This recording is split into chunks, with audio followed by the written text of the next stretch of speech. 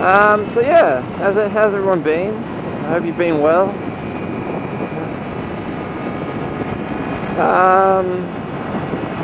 Alright, so a topic that I've been wanting to do for a while now, I have a lot of people ask me, they say, hey Blinky, they say, hey Blinky, I'ma make you an offer you can't refuse. Sounds a bit like Valentino Rossi. People comment and message me and they're always asking, hey Blinky, I'm thinking about getting a Ninja 250. I'm just worried that the 250 isn't going to be enough for me, you know, and I'm going to get bored. I'm going to get bored with the 250 power in a short space of time.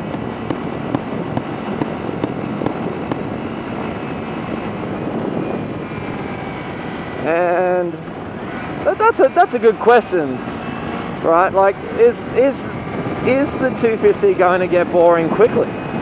You know, like you're going to buy it, you're going to love riding it, and then in 3 months, like down the track, you're going to wish you had a bigger bike. That's a great question. So let me try and answer this for you. Basically, the way I look at it, here's a little tip from your Uncle Blinky. The way I look at it is, don't sit in blind spots. Okay, if you're going to take a 250 and you're going to compare it to a bigger bike, such as a 600 or a 1000, if you're going to compare your 250 with larger bikes, hey look, these guys are doing their rider training exam. I hope you could see, but yeah. Anyway, if you're going to look at a 250 and put it up against the 600, then yes, the 250 is crap. All right. The bigger bikes, the real sports bikes, are going to have so much more power than the Ninja 250. But the thing is, those bigger bikes can get up to 250, 300 kilometers an hour. Right, now that's really fast. That is really fast. Now, if you're going to take that to a racetrack, then yeah, that's what you need. But if you're just going to be riding on the road to work or a friend's house or just going for a cruise like I am now, or if you're going to vlog or something, then a 250 is friggin' awesome.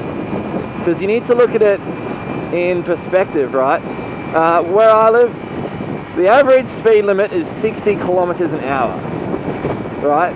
Now the 250 nails 60, right? Like I'm sitting on 60 now, and man, it's got so much more. Pretty much from 0 kilometers to like 120, the Ninja can fluctuate within those speeds really quickly. Like from standstill, I can take off and hit 100 in like if I'm really trying, I could probably get it in like 7 seconds. But if you just want to take off quickly, you know, like you can hit 100. See, oh, I almost beat her because it was a green light and she was sitting. Right, so if you want to just take off quickly, yeah, you'll take off really, really quickly. And the thing is, most people that drive cars these days, like every one of these cars, let me just see.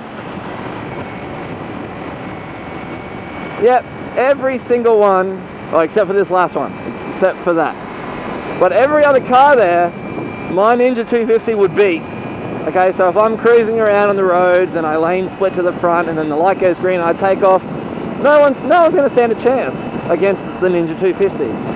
Right, so when you compare the Ninja 250 to everyday road rules, speed limits and the other traffic on the road, the Ninja 250 is friggin' awesome. But if you're going to compare the Ninja 250, if you're going to compare it to bigger bikes, then yeah, the Ninja 250 is not going to have much power. So it just comes down to obviously I don't expect everyone to own a 250 forever. You will eventually get bored of it and want a bigger bike. But I don't think it'll happen that quickly. And I think that's what people are worried about. They're worried that they're going to get bored of their bike quickly. Now, come next month, I will have owned my Ninja for a year. And I still love it. Like, sure, if I had the money, I'd update. But, I'm not going to update straight away. And that doesn't bother me so much because I still love it. I still love it. And I think one of the reasons why I still love it, even though I ride it every day, is because because I ride it every day, when there's a few days that I don't ride, such as when I went on vacation, when I came back and I hopped on it, man, I fell in love with it all over again. Like seriously, I fell in love with my bike all over again. It was quite romantic, you know. We had a candlelit dinner, and then we watched the movie that we'd hired. Do you remember that? Do you remember that, old girl? Remember we were spooning on the couch? Just remember, though, spooning leads to forking. You know, so don't be worried that the Ninja 250 doesn't have enough power in everyday circumstances, you know, because it does. Like, if I wanted to just, like, you know, zip through here, you know, I have the power for that. You know, if I wanted to zip through here, I have the power. I have the power to just zip. Right, and I'm doing 90 Ks. I'm doing like 100 kilometers, and it still has the acceleration. And that's the beauty of it, is the Ninja 250R's max speed is like 140 kilometers. It depends on the air temperature, but it's about 140 kilometers. The max I've had it on a cold winter night is 170 kilometers. And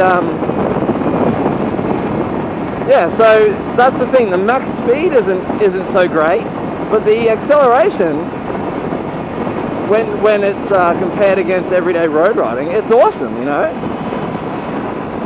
So if you're thinking of buying a 250, don't think you're going to get bored of it that quickly. If all of your friends own 1000s and you're going to buy a 250 and you're going to go riding with them, then yeah, you're probably going to be a little jealous and you're going to wish you had a bigger bike.